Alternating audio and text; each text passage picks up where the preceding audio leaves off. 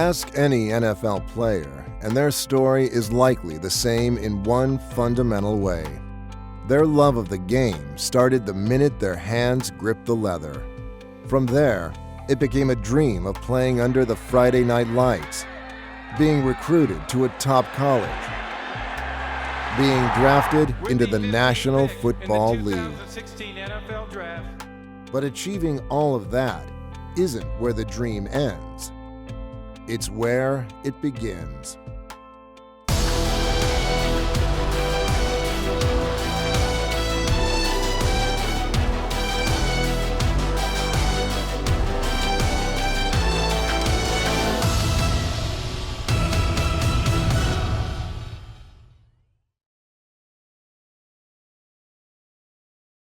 It was an off-season of change for the Cleveland Browns, but one that brought a new group of collaborators together with a single mission: to win football games.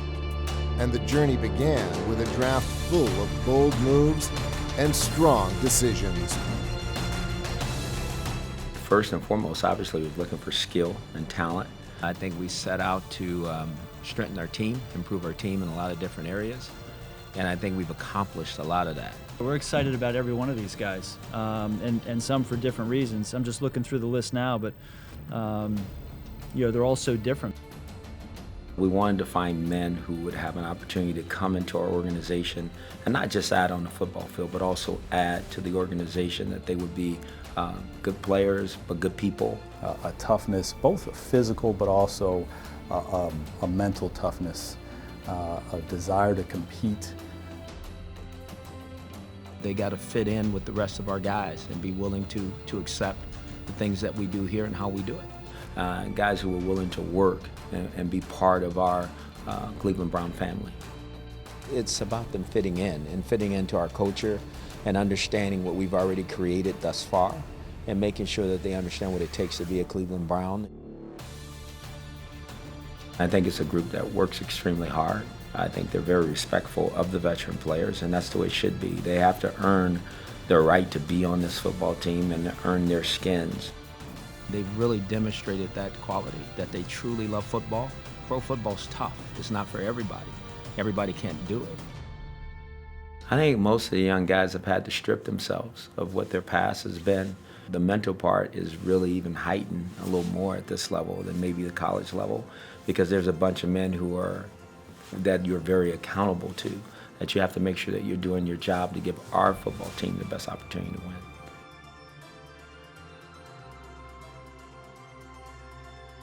But if we work and do what we know we're capable of doing, nobody knows how this season will unfold. But we have something to say about that, by what we decide to do as a group of men that's chasing something that we truly want, and that's to win. They're going to fit right in and provide us some more weapons on offense and defense, and maybe special teams as well. We feel really good about where we are, and Browns fans should be tremendously excited about the future of the franchise. What will make you great? You hear me? I'm going to push you like you've never been pushed. Because you got so much ability, it ain't even funny. But it's an everyday thing. It's focus, it's mindset, because I know what you want. You got to go get it. You know, it's like kind of starting over. And you do. You really have to jump in, 100%. And that's what I've asked our rookies to do. Whatever you've done at whatever college you were, let's let that go. Let's understand that there is a true culture here. This is our home, and we will protect this house, boys. This is our home, and we'll protect this house. But you're not a pro football player till you are a pro football player, and a lot goes into that. This right here is your house. This is home, and you always take care of home. You dominate at home. Possibly no draft pick causes as much controversy as a quarterback.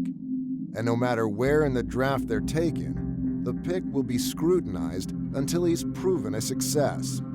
It was no different when the Browns drafted Cody Kessler in the 3rd round.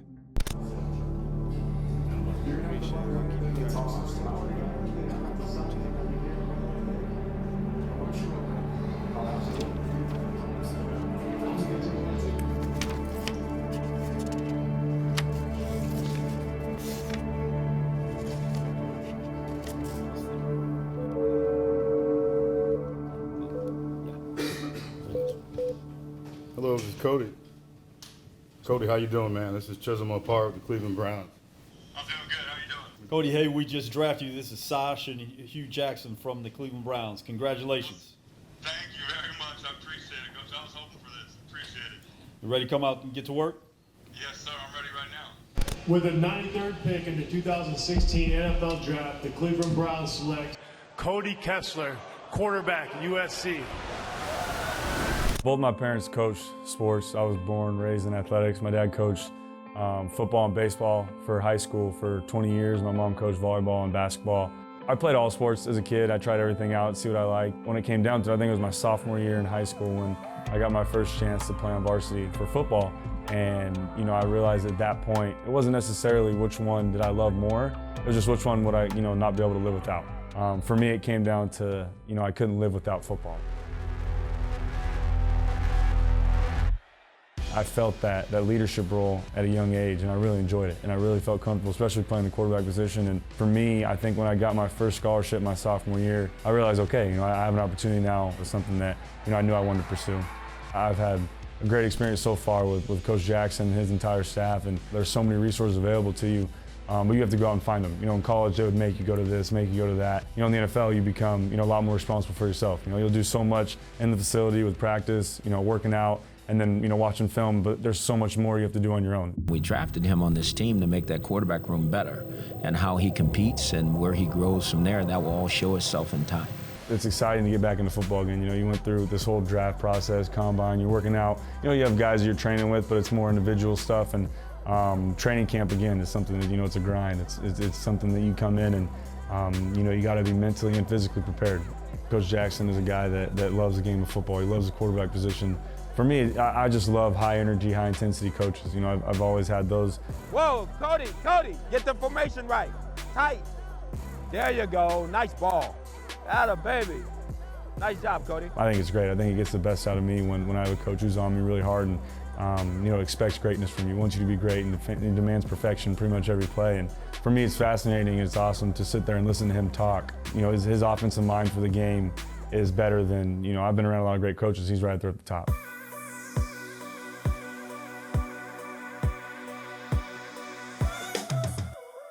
Coach Hamilton is also the same way. He's a guy that I spend a lot more time with, obviously in the quarterback room and him one-on-one with us, but he's a guy that can relay Coach Jackson's message in a way that makes it productive. Josh is awesome. He's a great guy. He's probably been the hardest on me. He's like another coach out there too. I was talking to him today and I just said, hey man, I appreciate it, and I just want to say thank you for being hard on me and helping me out and everything and just staying on me. And he's like, man, I want you guys to succeed. I love watching young guys succeed. I've been here for a while and I want to see you be great. For me, that means a lot.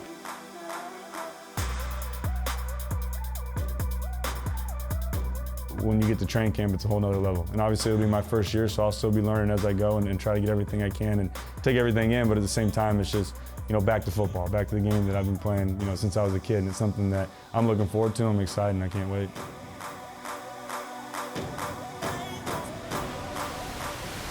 Up next on Building the Browns, meet the rookie wide receivers vying for a place on the roster and the man that was brought in to show them what it takes to succeed in the NFL.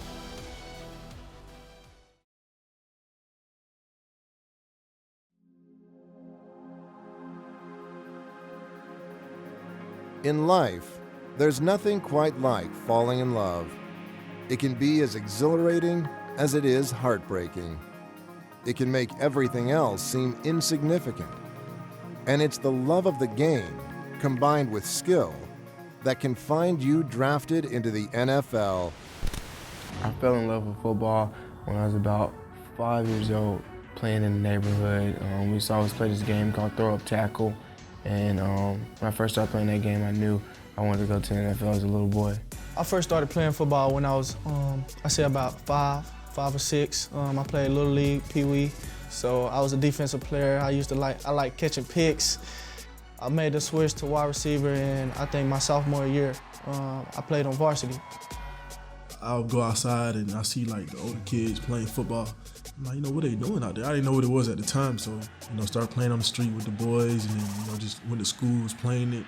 Everybody who was around me knew that that's what I wanted to do, so they always encouraged me. I was very young, at third grade, I think.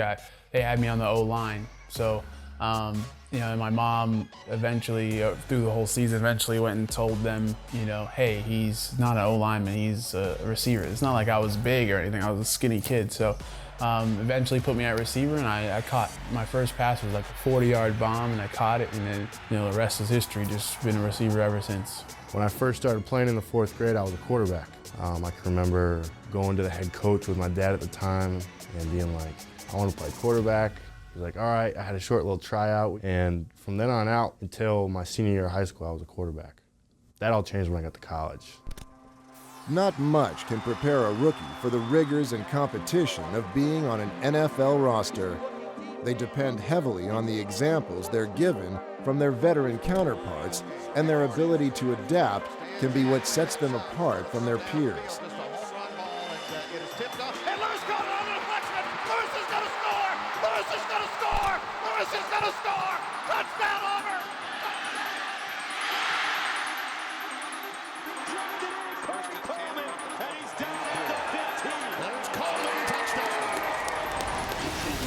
Well, I know for the rookies, we're trying to learn everything that we can, and it's a lot. It's a lot to be thrown at us, and I mean, we're picking it on pretty fine, but we're looking forward to this season.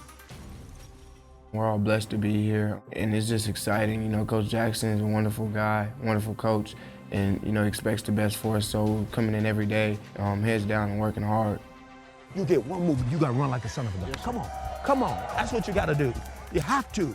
When you do that, that's when you're gonna become great. I'm telling you. It's been pretty smooth so far, you know, having a lot of veterans help you out, trying to figure things out, because, you know, as a rookie, come in kind of lost. The Browns have a lot of resources when it comes to making that transition, so it's been pretty good so far. It's an unknown thing going into the NFL. So the biggest thing that you're gonna deal with is, you know, maybe times are gonna get tough, lack of confidence, just a lot of the mental portion of it, studying the playbook. Those are all things that you're gonna have to overcome. And confidence comes from being prepared. So that's, you know, one of the things that I'm gonna be really trying to work on is just always being prepared every single day that I show up. I'm excited most about kind of having the playbook under my belt from an assignment standpoint, and I'm excited to kind of take the next step during training camp.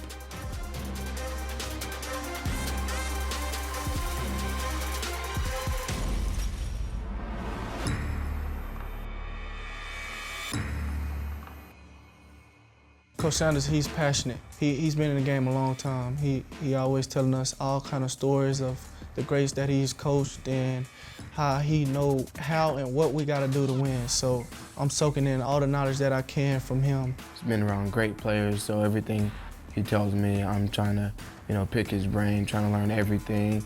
He only expects greatness. You know, I can be blocking down the field for like 2 seconds, but hey, Coleman, hold it for 10 seconds. And I like a coach like that who's gonna push me. You know, he's done a lot for me already, helping me getting better. You know, he's been in a long time, so he knows what it takes. So whenever he says something, you know, you probably haven't heard it before, so you have to apply and you have to listen to what he's saying because he knows what he's talking about. He has a great character. He's gonna make you laugh. He can see when you're down. You know, he wants you to be lively, just like he is, you know, on the field. Coach Moore has told me that he's one of the best coaches he's ever coached with in the NFL. So I'm excited to give him my all, and I'm excited to get after it with him.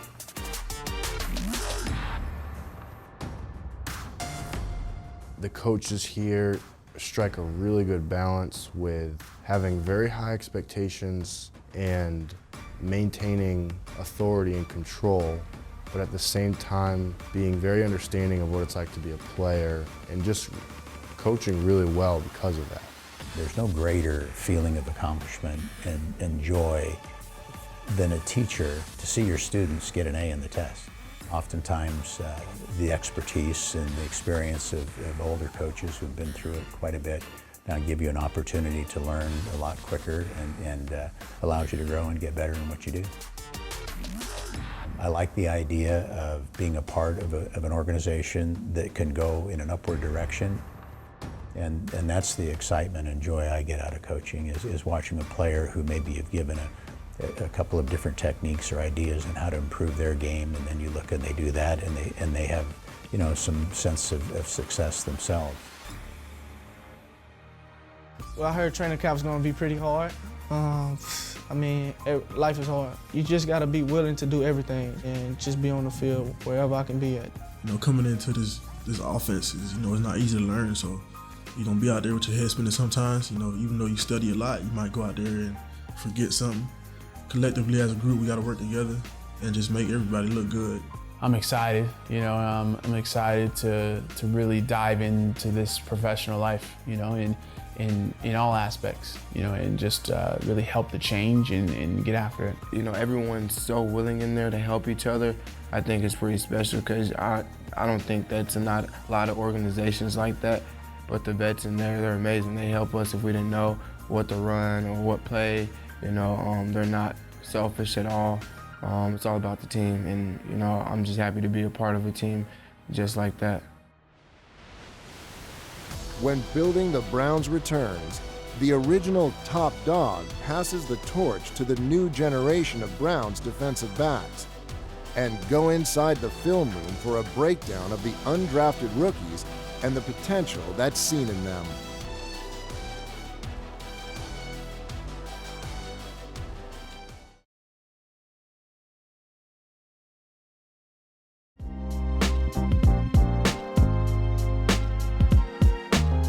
The Browns drafted 2 new members into their secondary in 2016 in safety DERRICK KINDRED and cornerback Trey Caldwell. It's something about football then that kind of just brings that man out of you, just like that mentality, that just fire mentality out of you. I first started playing football, I was 8 years old, you know. My parents, my whole family is really athletic, and, you know, we always just talked about, you know, getting out there and doing something and just going to have fun. And, you know, I just felt like my talent could take me somewhere further. And once I got real comfortable and I'm playing fast, you know, I just felt like I could make it to the next level from here. You know, I always push for the next level. I never really settle myself short. Some of my high school coaches back home, my position coach at Louisiana Monroe, you know, they just said keep working. They know I had the talent, you know, I just had to keep pushing. I knew I had to just keep working harder and harder for pro day, you know, to put my name out there. Kindred and Caldwell were rewarded for their hard work in college and were taken by the Cleveland Browns in the 4th and 5th rounds, respectively. But a draft pick doesn't guarantee a spot on the 53-man roster, and the competition is like none they've seen before. You're gonna have longer days than, you know, people that's been here, and you just gotta prepare yourself for that. Everybody's great, like everybody's here for that one spot. It's so competitive. It's a motivator. I'm a real physical person, you know. I'd rather do the hitting than getting hit. So I mean, it's just fun for me. It's the little things. You just gotta perfect your craft every day. Little things as far as technique. Are you low? Are you low sending to the ground? Do you come on your break fast? Do you run to the ball? Just gotta keep working to make myself on that roster spot. A legacy is more than the stats you leave on the field. It's also how you're remembered in the hearts of the fans. Few Browns have left as lasting of an impression as Hanford Dixon, one of the men that were the first to bark. The pulse of the dog defense was the best set of corners in the game. All-pros Frank Minifield and Hanford Dixon. Dixon, a Pro Bowl starter, was seldom beaten on pass routes. Hey, how you doing?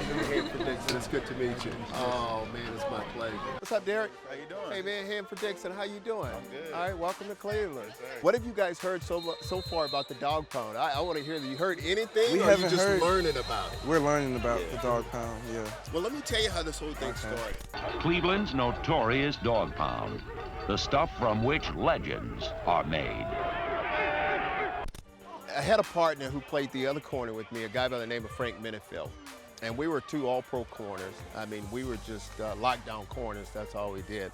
I never forget, it was one day in training camp, and we're sitting down thinking we always had the great linebackers, but we never had a great defensive line. So we were trying to think of something to help them out. And I said, well, why don't we just start barking at the defensive line? And what happened is they'll think, we told those guys, think of you guys as being the dogs and that quarterback being a cat, and you guys go get them. And it was initially for the defensive line, but once we started barking, the fans just took over the whole damn thing, and now it's just history right now. I never forget, I was a little young kid like you guys are. It was just like Man, I'm finally made it, and I'm in the NFL, and you're up against, and you're going to play against all these guys who you see, and you wanted to play against, and you always dreamed about, and it was just like, wow. What's been the biggest adjustment for you guys coming from college to the pros? As far as the practices and things like that, it's been pretty smooth. We've been getting faster with the pace of the game. When you're a senior in college, you pretty much have a playbook down pat, and you come here and you're basically a freshman all over again, trying to learn a new system. You know, we've been so used to what plays we need to be calling for 4 straight years in college. Now, going over to minicamp, OTAs, we still got to process that, make it quicker so we can just go out and ball on the field. One thing that always kept us going that was very, very important to us was preparation. In the NFL, you have to take it to a new level. You really, really, really have to be prepared. You really have to know your opponent. You have to know everything that he is going to do.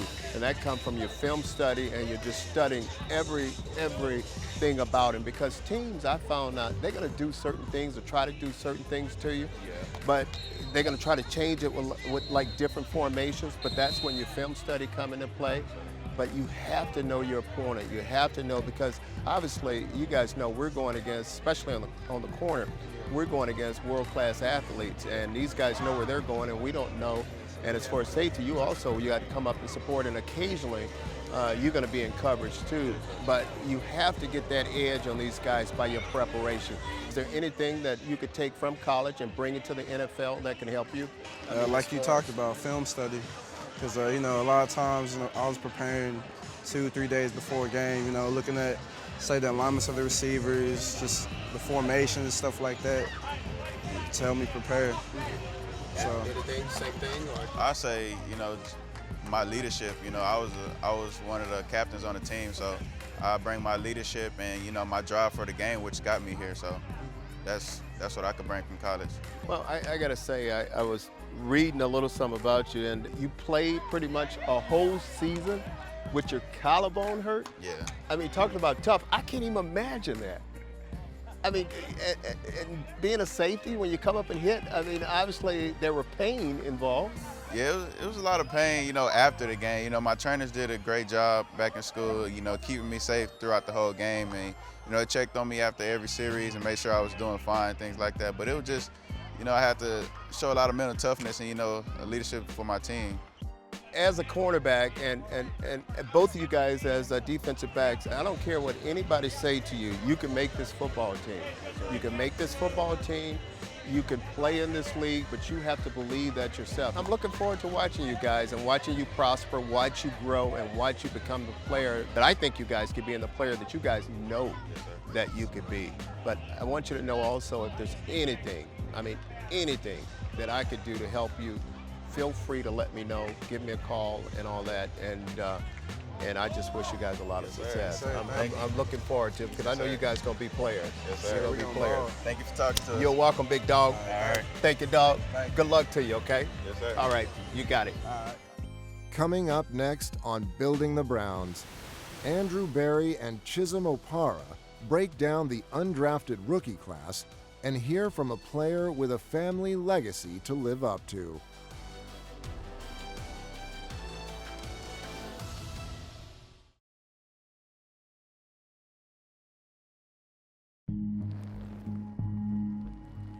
The work that goes into building the 53-man roster is never-ending. When the Browns added Vice President of Player Personnel Andrew Berry in January, he joined a staff facing an exciting challenge of rebuilding the Browns roster. Joining him is Chisholm Opara, Director of Player Personnel, a 12-year veteran of the Browns staff. For them, the ongoing process of player evaluation comes into sharper focus during training camp. I'm looking forward to this training camp because I'm looking forward to see competition.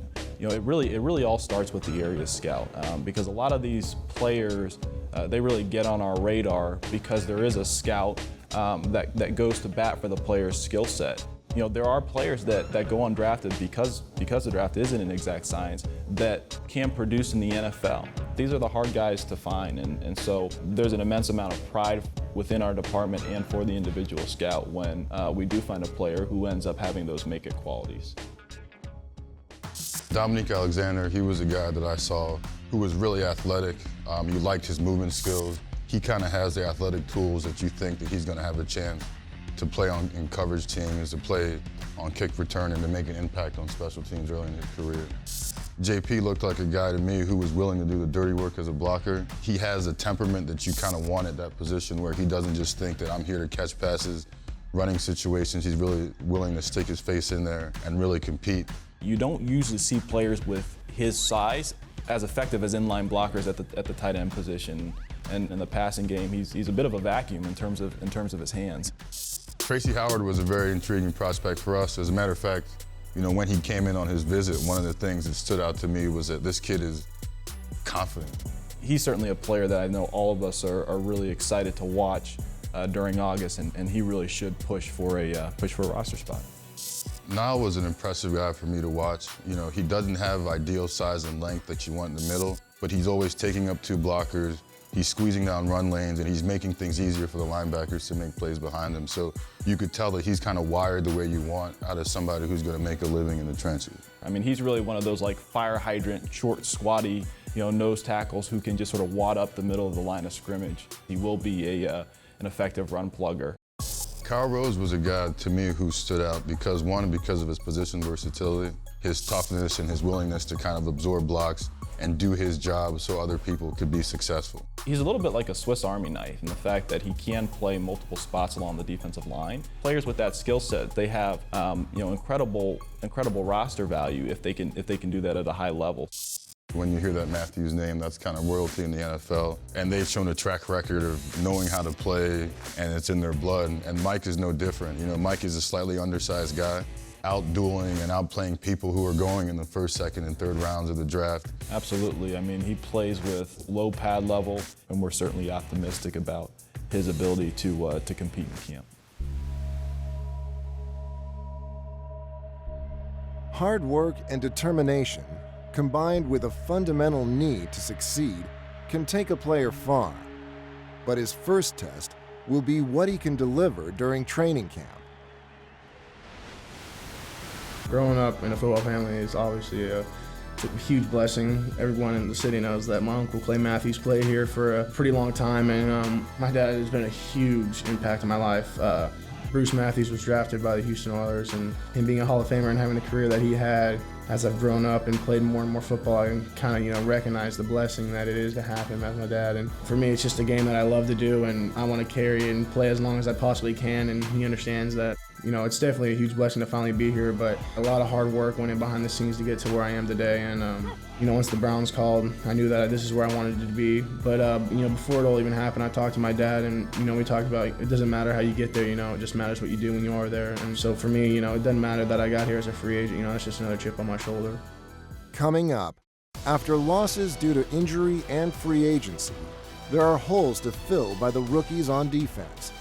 Who will step up and take hold of the opportunity?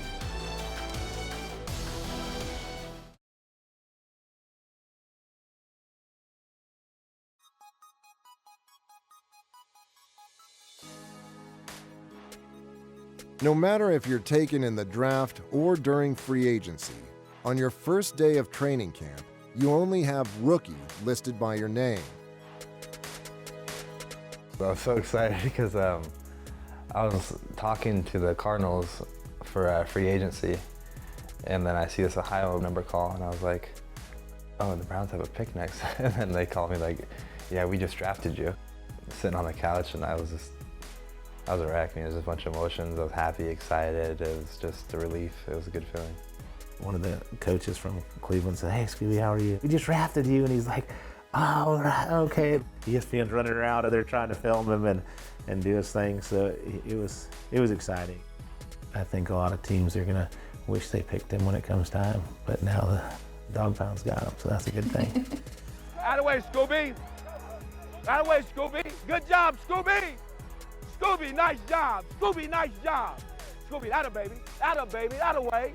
Out of way. I think I'm most excited about playing in Cleveland is probably just to see the fans in full force and be playing in that stadium. We had practice there a few weeks ago, and I couldn't imagine what it's like being on that, and it's a sold-out crowd and a big game. Drafted in the 5th round, Spencer Drango accompanied fellow Baylor teammate and first-round draft pick Corey Coleman onto the 90-man roster.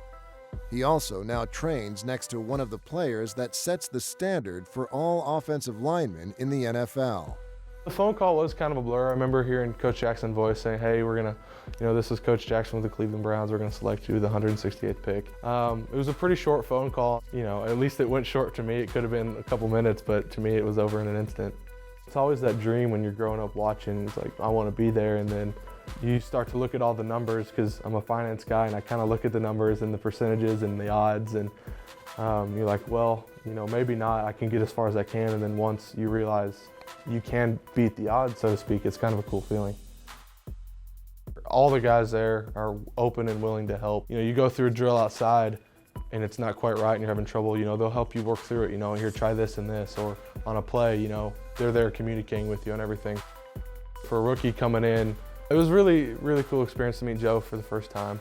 He's one of the best left tackles in the league, if not the best. Hopefully future first-round Hall of Famer.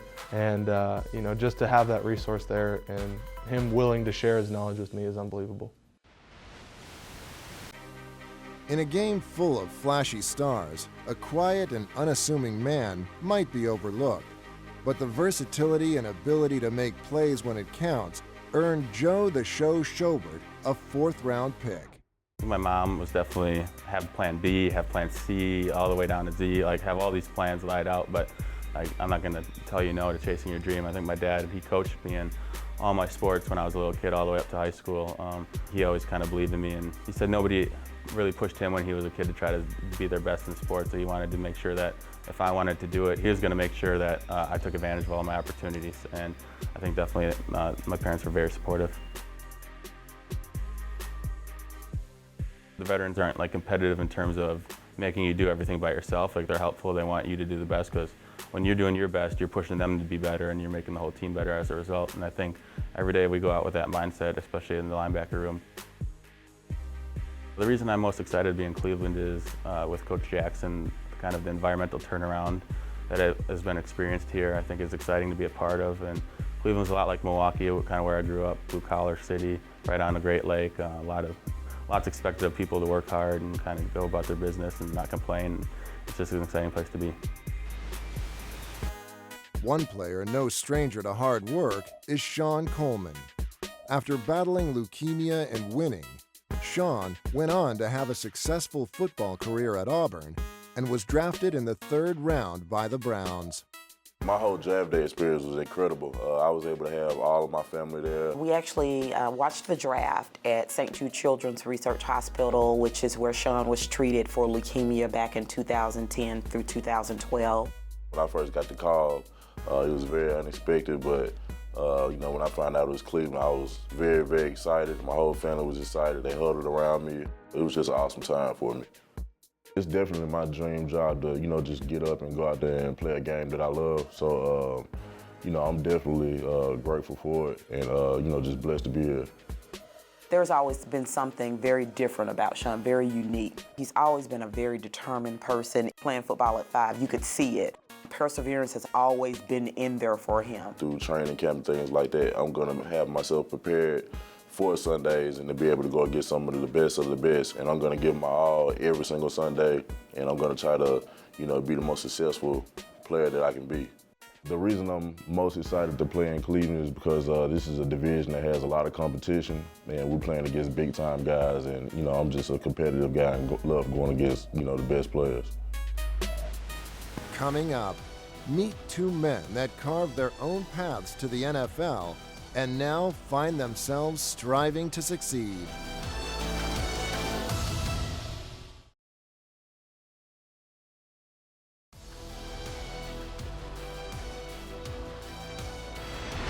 There are few things as unpredictable as the NFL draft, and the Browns took full advantage of their opportunity to negotiate, making deals that landed them an impressive haul. But one spot that they wouldn't release was number 32. where speculation was high on the direction they would go. Well, when they got to the second round, I had the one-track mind, and I really just couldn't come off of it. I just couldn't imagine that they were going to come out of this draft without their quarterback in the future. I know I was thinking that I was focused more on position.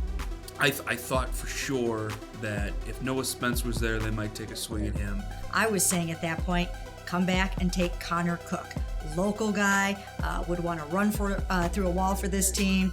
The Browns first surprised onlookers by taking imposing linebacker Emmanuel Ogbah. As an organization, we'll always put a premium on players who can rush the passer or affect the pocket. With Emmanuel, we thought he had sort of a unique combination of size, speed, and power. You know, he's a really good player now, but there's another level he can get to. And I think it goes back to kind of how he was raised and how he grew up. He's just very appreciative of every moment that he has. Pressure again from Ogbah. It leads to an interception. Picked off. We actually relocated from Nigeria, but when we came over here, really we don't know much about football. They came back one day and said, Daddy, I want to play football. I said, what is that? What we know is soccer. My wife said, no, that's not sports. I've seen it on television. They fight. But I kind of just kept nagging him. I want to play. And when we discovered he has passion for it, he said we gave him all our blessings and encouragement. And ever since then, he had not looked back. And my dad started picking up on the game, started telling me what to do on certain plays. So he actually invested time to learn the game so he could help me out. So that was pretty good for him. Everybody's going to turn the game up trying to make that 53-man roster.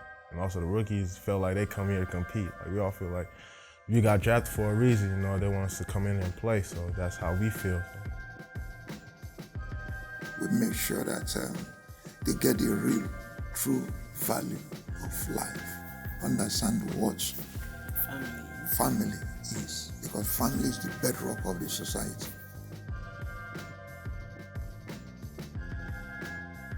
Huge guy, so size jumps out at you.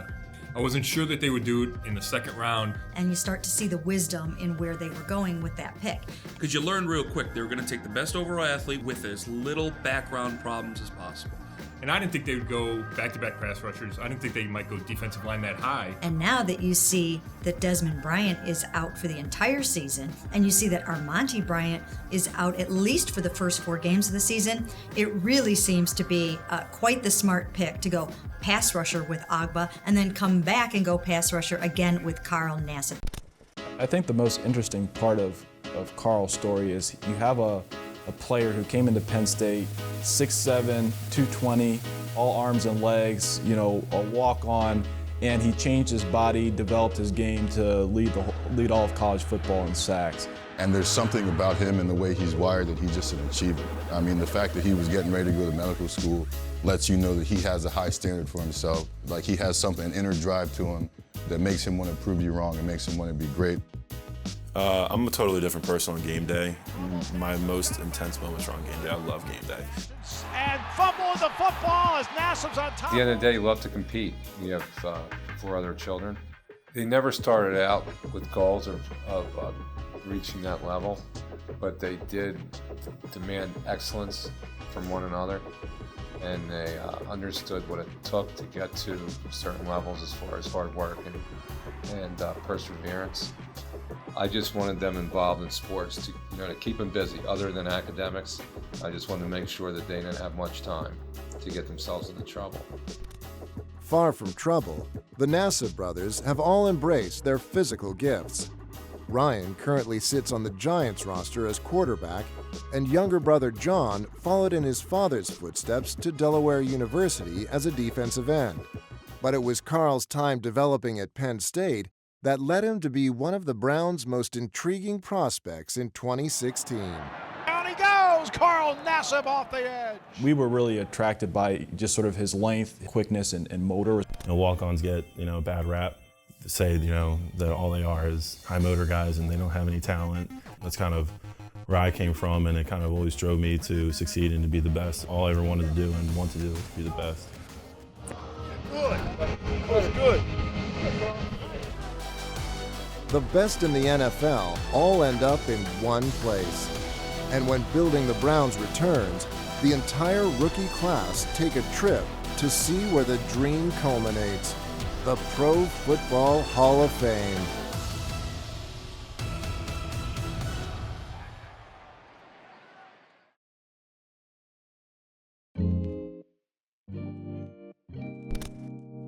The Pro Football Hall of Fame invited the 2016 rookie class to visit, and in the halls, the players saw their past and witnessed what their future could be. Coming here with the rookie class was really cool to be able to, kind of get some more understanding of this game. There's so much history behind it, some things that we take for granted, and, to have them give us a tour around here and really just hear the ins and outs of when the game started and how everything originated was really cool. Coming up and dreaming of playing football, everyone wants to be in the Hall of Fame, and to come here and just to see, all the great players, and it's really exciting. The coolest thing I saw today was all the draft cards from this year. I got to see my draft card, which was a pretty cool experience. I tried on some of the old gear.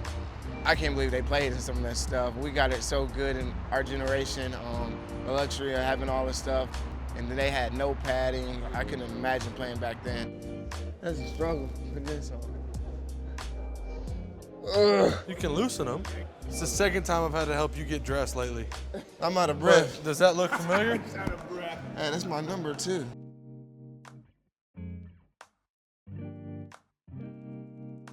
Yeah, Daddy was the truth. Got like father, like son right here. Obviously coming here, I was really excited to see my dad's bus with his induction in 2007, so that was really cool. I'm really proud of that. I remember them like sculpting it and stuff at the house. Oh, they came to your house? Yeah. To see current teammates in the Hall of Fame, it's a pretty cool experience, just because there's so much you can learn from them. Watch them and mimic them is a huge step for a rookie to take. I didn't realize how much of football, how much history was in Ohio, and you really understand now why football is so big here and why the fans love it so much. So, it's really cool to be here and be a part of that. The road to Canton for anyone from the Browns' 2016 draft class is a long one, fraught with challenges both physical and mental.